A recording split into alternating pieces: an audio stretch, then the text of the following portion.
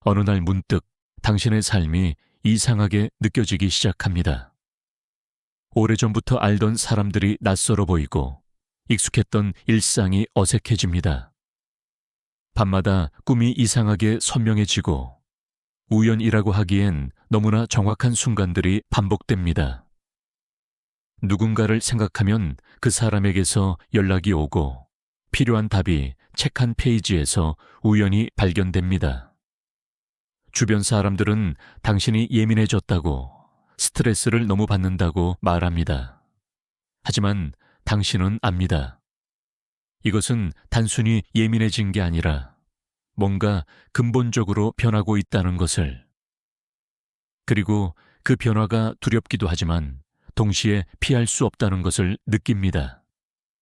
칼 융은 이런 순간들을 정신적 붕괴가 아닌 의식의 확장이라고 불렀습니다.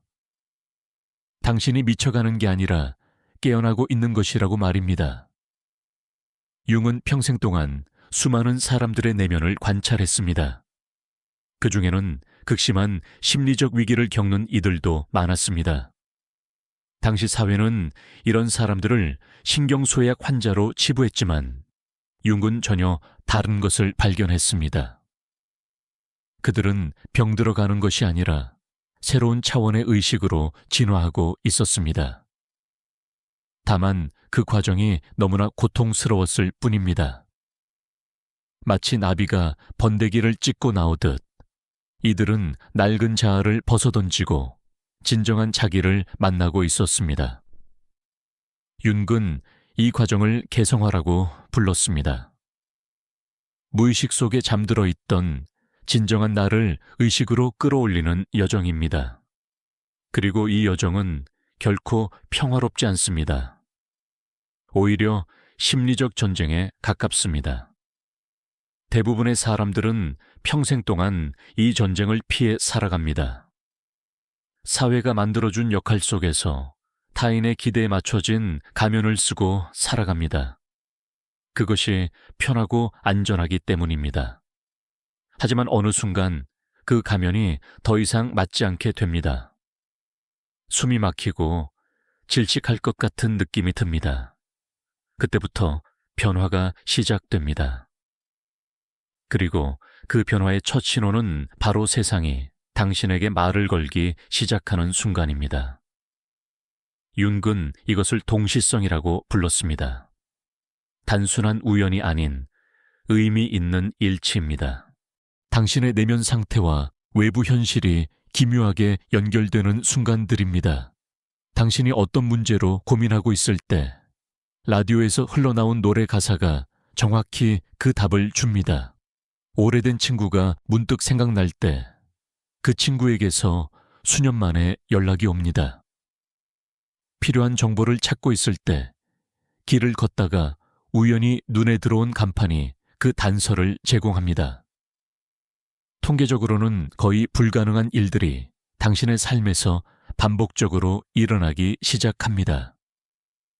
융 자신도 이런 경험을 했습니다. 한 환자와 상담하던 중 그 환자가 꿈에서 본 황금 풍뎅이 이야기를 하고 있었습니다. 바로 그 순간 실제 풍뎅이가 창문을 두드리며 방 안으로 날아 들어왔습니다. 융은 그 순간 깊은 깨달음을 얻었습니다. 우리의 내면 세계와 외부 현실 사이의 경계는 우리가 생각하는 것보다 훨씬 더 얇고 투명하다는 것을. 의식과 물질은 완전히 분리된 것이 아니라 보이지 않는 끈으로 연결되어 있다는 것을. 동시성을 경험하기 시작한다는 것은 당신의 무의식이 의식의 표면으로 떠오르고 있다는 신호입니다. 더 이상 당신은 세상을 수동적으로 바라보는 관찰자가 아닙니다. 당신은 현실과 적극적으로 상호작용하는 참여자가 되고 있습니다. 세상은 더 이상 당신과 무관한 객관적 대상이 아닙니다. 세상은 당신의 내면을 반영하는 거울이 되고 당신에게 메시지를 전하는 살아있는 존재가 됩니다. 하지만 여기서 조심해야 할 점이 있습니다. 동시성을 마법적 사고와 혼동해서는 안 됩니다. 이것은 당신이 원하는 것을 세상이 그대로 들어준다는 의미가 아닙니다. 오히려 그 반대입니다. 세상은 당신이 필요로 하는 것을 때로는 당신이 원하지 않는 방식으로 보여줍니다. 당신이 직면해야 할 진실을 피할 수 없는 방식으로 드러냅니다. 동시성은 위안이 아니라 각성의 도구입니다. 그리고 동시성과 함께 또 다른 변화가 찾아옵니다. 꿈이 달라지기 시작합니다. 평범한 일상의 꿈에서 벗어나 이상하게 생생하고 강렬한 꿈들이 나타납니다. 그 꿈 속에는 당신이 본 적도 없는 상징들이 등장합니다. 고대 문명의 신전, 신화 속 생물들, 알 수 없는 언어로 쓰인 문자들. 당신은 이런 것들을 배운 적도 없고 관심을 가진 적도 없는데 꿈속에서는 너무나 선명하게 나타납니다. 융은 이런 꿈들을 원형적 꿈이라고 불렀습니다. 개인의 무의식을 넘어서 인류 전체가 공유하는 집단 무의식에서 비롯된 꿈입니다. 집단 무의식이란 수천 년, 수만 년에 걸쳐 인류가 축적해온 심리적 유산입니다. 모든 문화권에서 반복되는 신화적 패턴, 보편적인 상징, 공통된 두려움과 욕망이 저장된 깊은 층입니다. 원형적 꿈을 꾼다는 것은 당신의 개인적 정신이 이 거대한 집단적 저장소와 연결되고 있다는 의미입니다. 한국의 전통에서도 이런 꿈을 특별하게 여겼습니다. 태몽이나 신령스러운 꿈을 꾸면 그것을 단순한 꿈이 아니라 어떤 메시지로 받아들였습니다. 조상들은 이미 알고 있었던 것입니다. 어떤 꿈은 개인의 것이 아니라 더 큰 무언가로부터 오는 것이라는 사실을. 융은 서양의 심리학으로 이것을 체계화했지만 동양에서는 이미 오래전부터 이런 지혜가 있었습니다. 원형적 꿈은 때로 미래를 예견하기도 합니다. 물론 이것은 점술이나 예언과는 다릅니다. 무의식은 의식이 아직 감지하지 못한 패턴들을 먼저 읽어냅니다. 마치 동물들이 지진 전에 이상행동을 보이듯 무의식은 다가올 변화의 징조를 먼저 포착합니다. 그리고 그것을 꿈이라는 상징적 언어로 전달합니다.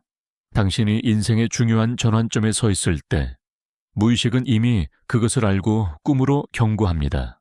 관계가 끝날 것을 예감하는 꿈, 새로운 시작을 암시하는 꿈, 위험을 경고하는 꿈들이 나타납니다.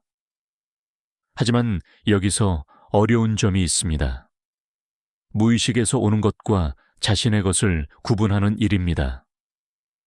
원형적 꿈을 꾸기 시작하면 당신은 자신에게 속하지 않은 감정과 생각들을 경험하게 됩니다.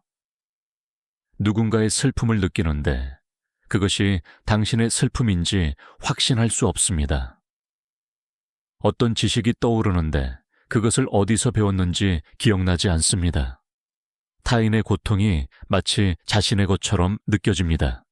이것은 매우 혼란스러운 경험입니다. 융은 이것을 분화의 문제라고 했습니다. 무엇이 진정 나의 것이고 무엇이 외부에서 흡수한 것인지 구분하는 능력입니다.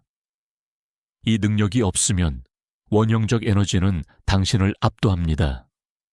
당신은 자신의 경계를 잃고 모든 것과 하나가 되는 듯한 느낌을 받지만 실제로는 자아가 해체되고 있는 것입니다. 이것은 깨달음이 아니라 혼란입니다. 진정한 영적 성장은 자아를 잃는 것이 아니라 자아를 확장하고 통합하는 것입니다. 분화의 능력을 키우면 원형적 꿈은 삶의 가장 강력한 나침반이 됩니다. 그 꿈들은 당신이 가야 할 방향을 보여주고 피해야 할 위험을 경고하며 당신이 이해하지 못했던 자신의 깊은 면을 드러냅니다. 꿈은 더 이상 밤에 보는 이상한 영상이 아니라 무의식이 의식에게 보내는 편지가 됩니다. 그리고 당신이 그 편지를 읽을 수 있게 되면 삶은 완전히 다른 차원에서 펼쳐지기 시작합니다. 동시성과 원형적 꿈을 경험하면서 당신 안에서 또 다른 변화가 일어납니다. 세상을 바라보는 방식이 근본적으로 달라집니다. 이전에는 모든 것이 흑과 백으로 나뉘어 보였습니다. 좋은 것과 나쁜 것, 옳은 것과 그른 것, 성공과 실패. 하지만 이제는 그런 단순한 구분이 무너집니다. 당신은 모순을 견딜 수 있게 됩니다. 아니, 모순 속에서 오히려 더 깊은 진실을 발견하게 됩니다. 융은 이것을 초월적 기능이라고 불렀습니다. 서로 반대되는 것들을 동시에 붙잡을 수 있는 능력입니다. 강하면서도 부드럽고 확신하면서도 겸손하며 지혜로우면서도 호기심을 잃지 않는 상태입니다. 대부분의 사람들은 이런 역설을 견디지 못합니다. 그들은 명확한 답을 원합니다. 하나의 정체성, 하나의 신념, 하나의 방향. 하지만 삶은 그렇게 단순하지 않습니다. 삶은 끊임없이 변하고 모순되고 복잡합니다. 초월적 기능이 깨어나면 당신은 이런 복잡성을 두려워하지 않게 됩니다. 오히려 그 안에서 춤을 추기 시작합니다. 예를 들어 당신은 누군가를 깊이 사랑하면서도 그들의 결점을 명확히 볼 수 있습니다. 당신은 자신의 상처를 인정하면서도 그것에 갇히지 않습니다. 당신은 분노를 느끼면서도 연민을 잃지 않습니다. 이것은 감정을 억누르는 것이 아닙니다. 오히려 모든 감정을 충분히 느끼되 그것에 지배당하지 않는 것입니다. 윤기 자주 언급했던 예가 있습니다. 깨어난 공감자의 이야기입니다. 많은 공감 능력이 높은 사람들은 타인의 고통을 자신의 것처럼 느낍니다. 그래서 그들은 모두를 돕려고 하고 자신을 희생하며 경계를 세우지 못합니다. 이것은 아름다운 면이지만 동시에 파괴적입니다. 그들은 결국 소진되고 분노하고 배신감을 느낍니다. 하지만 통합된 공감자는 다릅니다. 그는 여전히 모든 것을 느끼지만 이제는 건강한 경계를 가지고 있습니다. 그는 도울 수 있는 사람과 도울 수 없는 사람을 구분합니다. 그는 타인이 자신의 선택에 대한 책임을 지도록 허용합니다. 그의 사랑은 여전히 깊지만 이제는 지혜가 있습니다. 이것이 융기 말한 통합입니다. 빛만 받아들이는 것이 아니라 그림자도 함께 받아들이는 것입니다. 부드러움만이 아니라 강함도 인정하는 것입니다. 연민만이 아니라 단호함도 가지는 것입니다. 이렇게 통합된 사람은 예측할 수 없는 존재가 됩니다. 사람들은 그를 어떤 틀에도 넣을 수 없습니다. 그는 더 이상 단순히 착한 사람도 강한 사람도 아닙니다. 그는 복잡하고 깊은 존재입니다. 그리고 이런 복잡성은 단순함에 익숙한 사람들에게 때로 두려움을 줍니다. 이 모든 변화를 겪으면서 어느 순간 당신은 가장 고통스러운 경험을 마주하게 됩니다. 자아의 죽음입니다. 융은 이것을 진정한 변화의 필수 과정이라고 보았습니다. 당신이 지금까지 나라고 여겼던 모든 것이 무너지는 순간입니다. 당신의 정체성, 역할, 믿음, 가치관 모든 것이 의미를 잃습니다. 이것은 종종 배신이나 상실을 통해 촉발됩니다. 당신이 전적으로 신뢰했던 사람이 당신을 배신합니다. 당신이 평생 헌신했던 일이 갑자기 의미를 잃습니다. 당신이 의지했던 관계가 끝납니다. 그때 무너지는 것은 단순히 그 사람이나 그 일이 아닙니다. 당신의 정체성 전체가 붕괴됩니다. 당신은 자신이 누구인지 모르게 됩니다.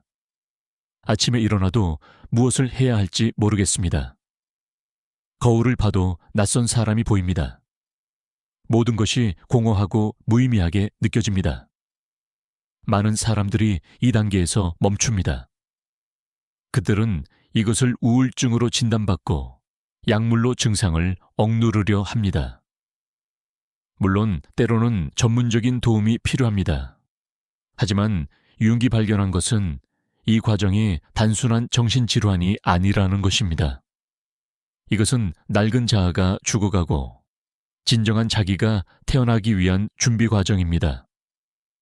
마치 씨앗이 썩어야 싹이 트듯 가짜 자아가 죽어야 진짜 자아가 나타날 수 있습니다. 자아의 죽음 동안 일어나는 가장 중요한 일은 그림자의 등장입니다. 그림자란 당신이 평생 억눌러 왔던 모든 것입니다. 분노, 질투, 이기심, 잔인함, 욕망. 당신이 좋은 사람으로 남기 위해 부정했던 모든 감정과 욕구가 이제 표면으로 떠오릅니다. 이것은 매우 불편한 경험입니다. 당신은 자신이 생각했던 것보다 훨씬 더 복잡하고 때로는 어두운 존재라는 것을 깨닫게 됩니다. 많은 사람들이 이 순간 자신을 나쁜 사람이라고 판단합니다. 하지만 융은 전혀 다른 관점을 제시했습니다. 그림자는 악이 아니라 힘입니다. 당신이 억눌렀던 분노는 부당함에 맞설 수 있는 용기입니다. 부정했던 이기심은 자신을 보호할 수 있는 본능입니다. 거부했던 욕망은 삶을 향한 열정입니다. 문제는 이런 감정들을 가지고 있다는 것이 아니라 그것들을 부정하고 억압해 왔다는 것입니다. 그림자를 통합한다는 것은 이런 어두운 면들을 의식적으로 인정하고 받아들이는 것입니다. 당신은 자신이 완벽하지 않다는 것을 인정합니다. 때로는 이기적이고, 때로는 화가 나고, 때로는 질투심을 느낀다는 것을 받아들입니다. 하지만 이것을 인정한다고 해서 그대로 행동하는 것은 아닙니다. 오히려 그 반대입니다.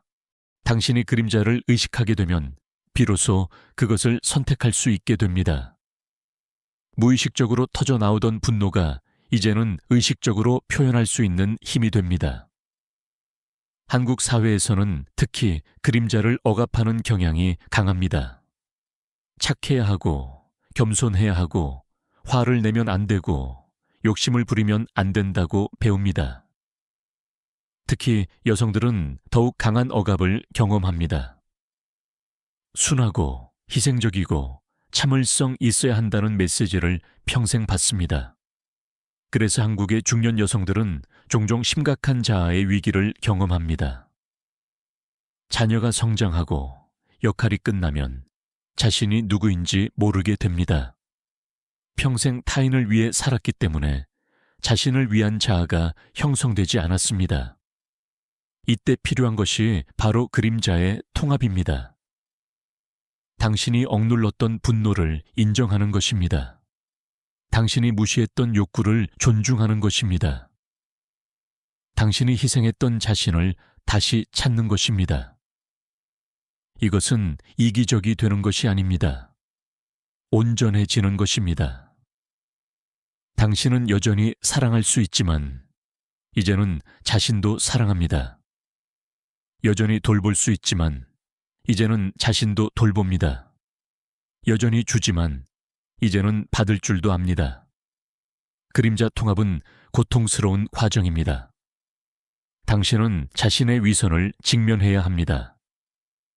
선하다고 말하면서 판단했던 순간들, 도와준다고 하면서 통제했던 태도들, 사랑한다고 하면서 집착했던 관계들, 이 모든 것을 정직하게 바라봐야 합니다. 대부분의 사람들은 이 고통을 견디지 못하고 다시 무의식으로 도망갑니다. 나는 상처받은 착한 사람이라는 편안한 거짓말 속으로 숨습니다. 하지만 그림자를 통합한 사람들은 전혀 다른 존재로 거듭납니다. 그들은 더 이상 타인의 평가에 흔들리지 않습니다. 그들은 자신의 어둠을 알기 때문에 타인의 어둠도 받아들일 수 있습니다. 그들은 완벽함을 가장하지 않기 때문에 더욱 진실됩니다. 그들은 자신의 한계를 인정하기 때문에 더욱 강합니다. 이것이 융기 말한 온전한 인간입니다.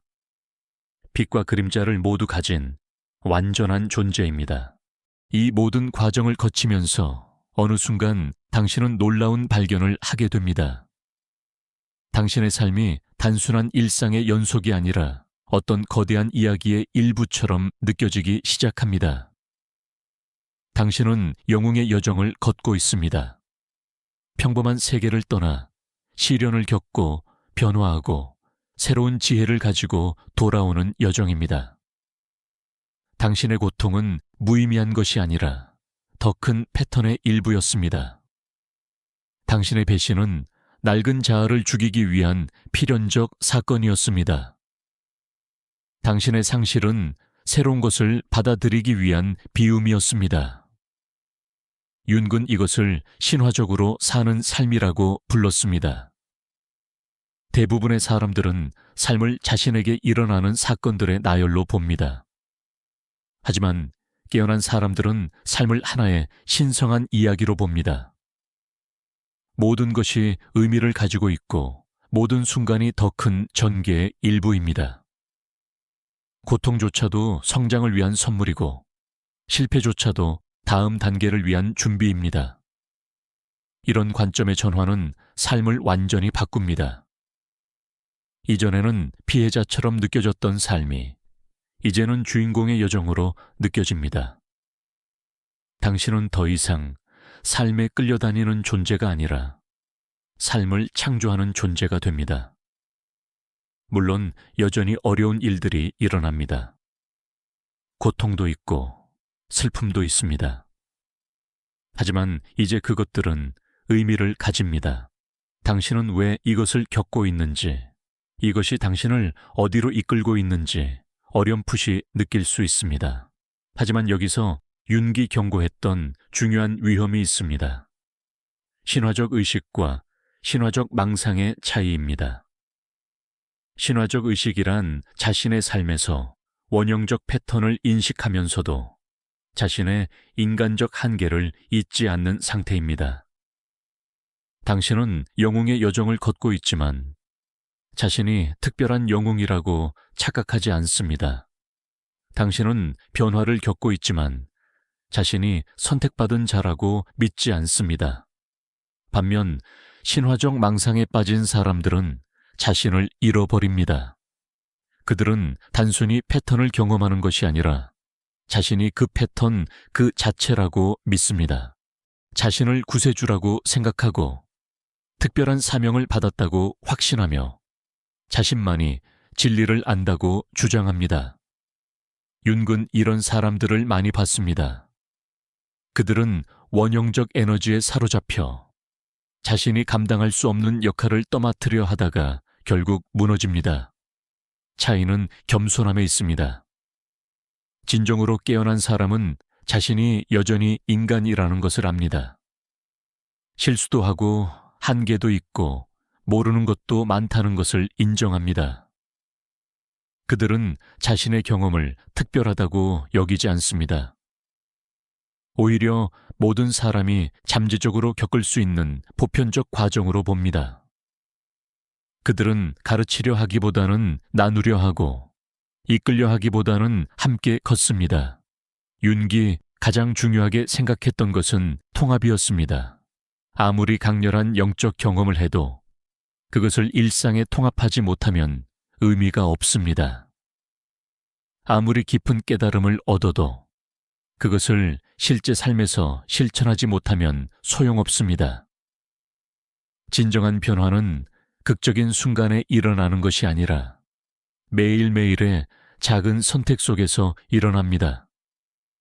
통합된 사람은 특별해 보이지 않습니다. 그들은 평범하게 살아갑니다. 일하고 관계를 맺고 밥을 먹고 잠을 잡니다. 하지만 그 평범함 속에 깊이가 있습니다. 그들은 자신의 감정을 온전히 느끼면서도 휘둘리지 않습니다. 타인에게 공감하면서도 경계를 유지합니다. 확신을 가지면서도 열린 마음을 잃지 않습니다. 이것이 윤기 말한 개성화의 완성입니다. 개성화된 사람들은 서로를 알아봅니다. 말로 설명할 수 없는 인식입니다. 그들은 같은 여정을 걸어왔기 때문에 서로의 깊이를 감지합니다. 그들은 특별한 모임을 만들거나 조직을 세우지 않습니다. 그저 자연스럽게 연결됩니다. 그리고 그 연결은 집단이나 이념이 아니라 의식의 수준을 통해 이루어집니다. 융은 이런 사람들이 인류의 진화에 중요한 역할을 한다고 믿었습니다. 그들은 다른 사람들을 이끌거나 가르치지 않습니다. 다만 존재함으로써 가능성을 보여줍니다. 인간이 얼마나 깊어질 수 있는지, 얼마나 온전해질 수 있는지를 삶으로 증명합니다. 당신이 지금 경험하고 있는 혼란과 고통이 만약 이 글에서 설명한 것들과 공명한다면 당신은 이 여정의 한가운데에 있는 것입니다. 당신은 무너지고 있는 것이 아니라 깨어나고 있습니다. 당신은 미쳐가는 것이 아니라 진정한 자신을 만나고 있습니다. 이 과정은 쉽지 않습니다. 오히려 인생에서 가장 어려운 시기일 수 있습니다.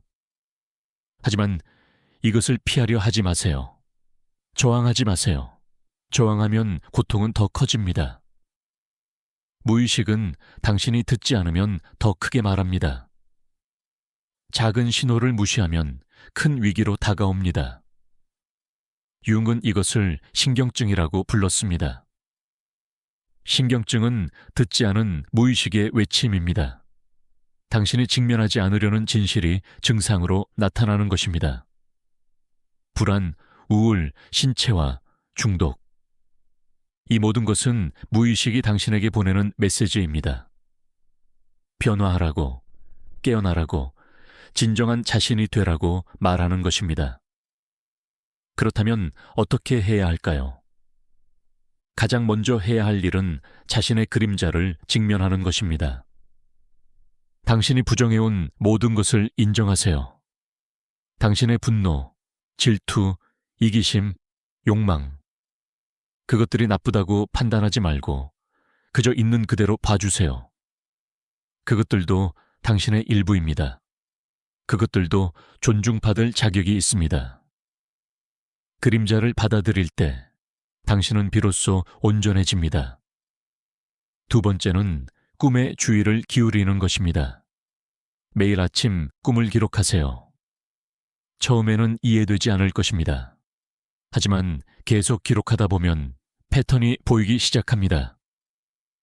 반복되는 상징, 되풀이되는 주제, 점점 명확해지는 메시지. 무의식은 당신에게 말하고 있습니다. 당신이 들을 준비가 될 때까지 계속 말할 것입니다. 세 번째는 동시성에 열려 있는 것입니다. 우연을 그냥 우연으로 치부하지 마세요. 당신의 삶에서 일어나는 의미 있는 일치들을 알아차리세요. 그것들은 당신이 올바른 길을 가고 있다는 신호일 수도 있고 방향을 바꾸라는 경고일 수도 있습니다. 현실은 당신에게 끊임없이 피드백을 주고 있습니다. 당신이 듣기만 한다면 네 번째는 모순을 받아들이는 것입니다. 세상은 흑백 논리로 설명되지 않습니다. 당신도 단순한 존재가 아닙니다. 당신 안에는 수많은 면들이 공존합니다. 강함과 약함, 사랑과 분노, 빛과 그림자. 이 모든 것이 당신입니다. 하나를 선택하고 다른 하나를 버리려 하지 마세요. 모두를 포용하세요. 다섯 번째는 인내심을 가지는 것입니다. 이 과정은 하루아침에 끝나지 않습니다. 몇 달이 걸릴 수도 있고 몇 년이 걸릴 수도 있습니다. 어떤 사람들은 평생에 걸쳐 이 여정을 걷습니다.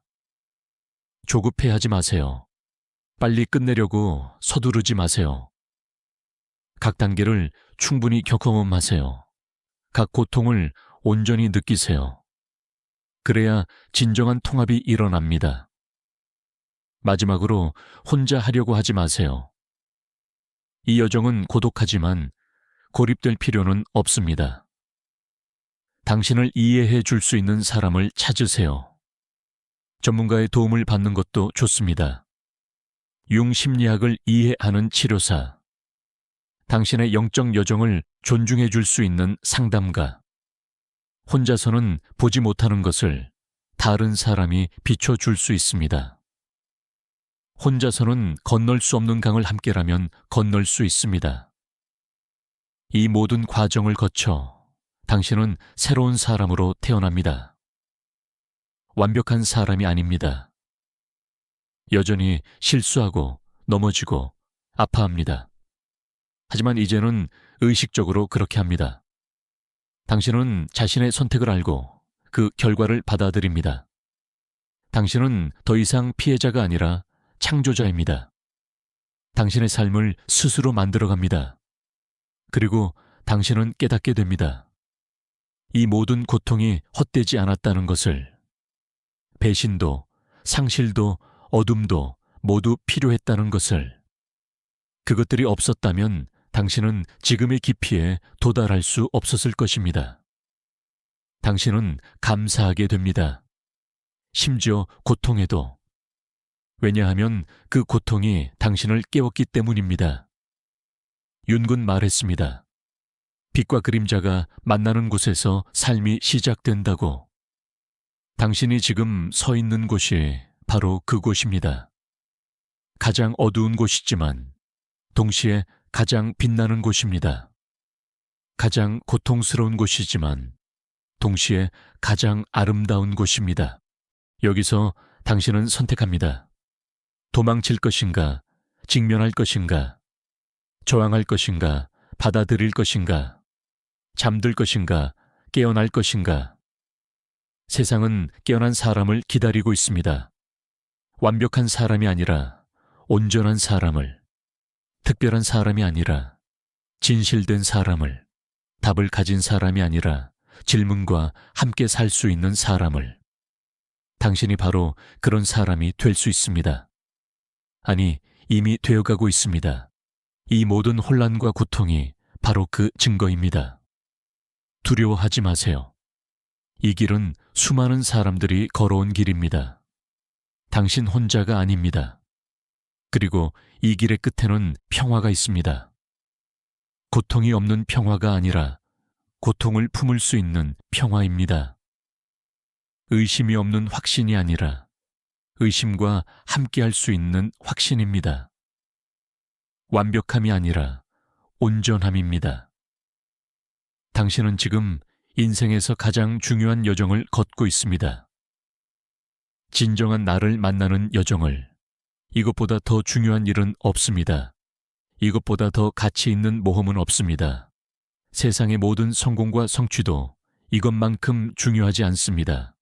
왜냐하면 진정한 자신을 모르고 사는 삶은 빌려온 삶이기 때문입니다. 하지만 진정한 자신을 알고 사는 삶은 온전히 당신의 것입니다. 그러니 계속 걸으세요. 넘어져도 일어나고 길을 잃어도 다시 찾으세요. 포기하지 마세요. 당신 안의 무의식은 당신을 포기하지 않을 것입니다. 계속해서 당신을 부를 것입니다. 꿈으로, 증상으로, 동시성으로. 깨어나라고, 진정한 당신이 되라고. 그 부름에 응답하세요. 그것이 당신이 이 세상에 온 이유입니다. 의식이 되기 위해, 온전해지기 위해, 진정한 자신이 되기 위해, 그리고 언젠가 이 모든 과정을 거친 후 당신은 고요히 웃을 것입니다. 그때 당신은 이해할 것입니다. 모든 것이 완벽했다는 것을, 심지어 불완벽함조차도, 모든 것이 필요했다는 것을, 심지어 고통조차도. 그리고 당신은 진심으로 감사할 것입니다. 깨어날 수 있는 기회를 얻었다는 것에. 진정한 자신이 될 수 있었다는 것에 그것이 윤기 평생에 걸쳐 전하려 했던 메시지입니다. 당신은 이미 완전합니다. 다만 아직 그것을 모르고 있을 뿐입니다. 깨어나세요. 그리고 당신의 완전함을 발견하세요.